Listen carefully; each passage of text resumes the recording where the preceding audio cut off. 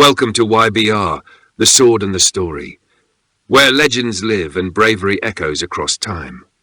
Hi, I'm Sharik Mehmud Khan, and this channel is my tribute to the fearless warriors of history who shaped the world with their courage, strategy, and unshakable faith. YBR stands for Yasser, Basil, and Rawa, the names of my children and the inspiration behind this mission to preserve and share the true tales of bravery from every corner of the globe. Here, we don't just tell stories, we breathe life into the legends of Khalid ibn al-Walid, Salahuddin Ayyubi, Tipu Sultan, and many more. Real stories, real heroes, real history. If you believe courage should never be forgotten, then you're in the right place. Like, comment, share, subscribe, and join me in this journey through the swords and stories that changed the world. We bring you new real stories every midnight, except Sundays.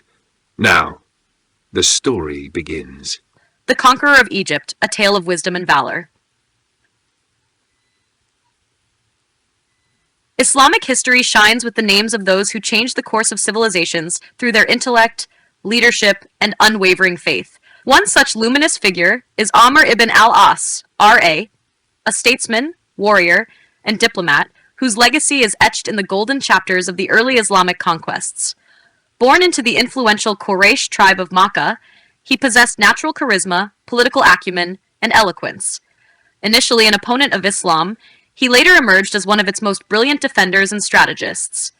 His crowning achievement, the peaceful and strategic conquest of Egypt, which opened the gateway to Islam in Africa, teaches us that victory does not only lie in the might of the sword, but in wisdom, negotiation, and justice. His life is a reflection of how leadership blended with faith and intelligence can transform not just lands, but hearts and societies. Let's now explore his remarkable life in 5 captivating parts, each revealing valuable lessons and timeless inspiration.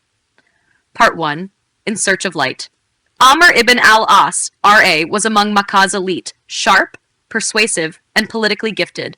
He was often chosen for delicate diplomatic missions, and early in Islam, he stood firmly against the Prophet Muhammad ﷺ. One such mission was to Abyssinia, where he tried to convince the king to return Muslim migrants. However, the powerful words of Ja'far ibn Abi Talib left a lasting impression on him. Though he didn't convert then, the truth of Islam tugged at his heart. Years later, as the light of Islam spread across Arabia, Amr A'a, along with Khalid ibn al-Walid and Uthman ibn Talha, traveled to Medina. There, in the blessed presence of the Prophet ﷺ, he embraced Islam. The Prophet ﷺ welcomed him warmly and said, "Islam wipes out all that came before it. It was the beginning of a new life, a journey of purpose, honor, and destiny."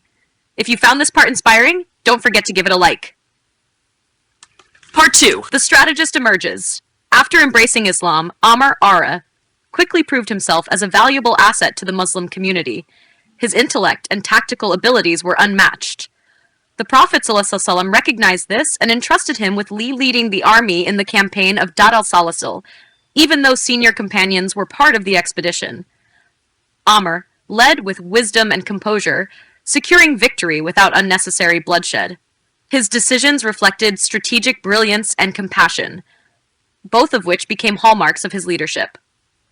During the caliphates of Abu Bakr, R.A., and Umar, R.A., Amr was often called upon for advice and military leadership. He wasn't just a warrior, he was a thinker, someone who weighed every move carefully, knowing the ripple effects of war and politics. He used diplomacy when it served the cause of Islam, preferring peace when possible, but never shying away from battle when necessary. This era of his life was marked by deep learning, wise leadership, and sincere devotion to the Muslim Ummah. If this chapter resonated with you, share your thoughts in the comments below. Part 3. The Gates of Egypt. The defining chapter of Amr ibn al-As's life was his conquest of Egypt. During Umar's caliphate, Amr observed that the Byzantine control over Egypt was weakening. With keen insight, he approached Umar, R.A., seeking permission to lead an expedition to liberate Egypt. At first hesitant, Umar eventually agreed, and Amr marched with a relatively small army. With strategic brilliance, he negotiated with local tribes, avoided unnecessary battles, and launched calculated attacks where needed. Major cities like Heliopolis and Babylon fell under his leadership. The siege of Babylon Fortress was long and tense, but Amr's persistence and planning led to its capture. He then established a new city, Fustat, which would later evolve into Cairo.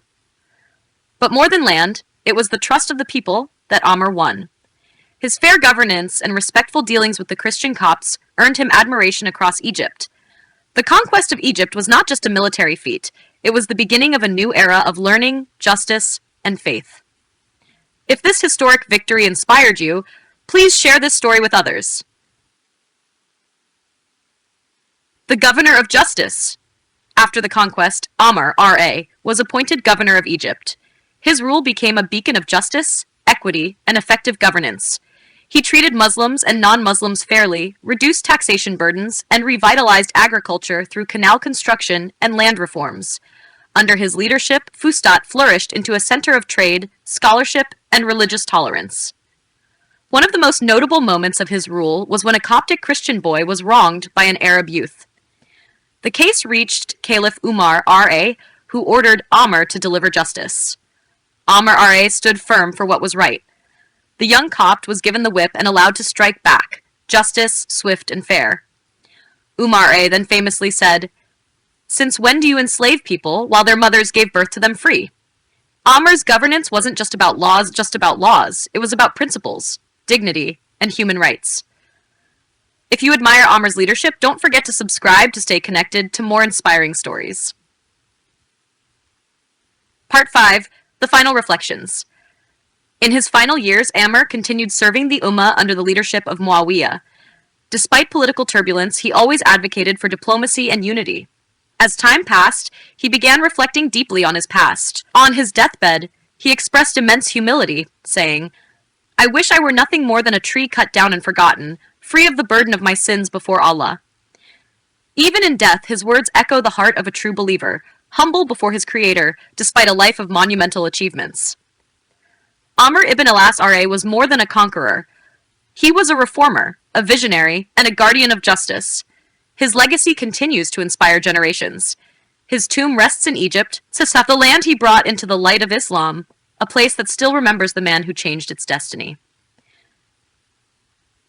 If you want more historical and spiritual stories like this, tap the bell icon to stay updated.